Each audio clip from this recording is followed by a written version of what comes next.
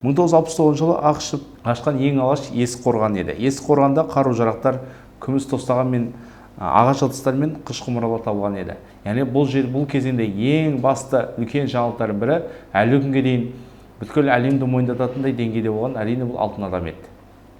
Одан кейін академик Әлкей Хақанұлы Марғұлан еді. Яғни бұл жезқазған жерінен көне металлургия орталықтарын тапқан еді. Яғни ежелгі заманда мыс, қола, темір, сонымен қатар жалпы темір балқыту ісімен өте жақсы дамығанын танымал еді. Жезқазған жерін өздеріңіз білесіздер, кен өндірісін жақсы зерттеген ғалымдардың бірі Қаныш Сәтбаев еді. Енді сонау заманнан бастап қазақтар киіз үй жасауды үйренген. Яғни біздің 18 ғасырдың өзінде, мысалы 15 ғасырдың өзімен бетін келе алатын болсақ, 20 ғасырға дейін бізде танымал болған киіз үй еді. Яғни киіз үйдің өзі бірнеше түрге бөліп, сол негізі баспана ретінде қолданған еді.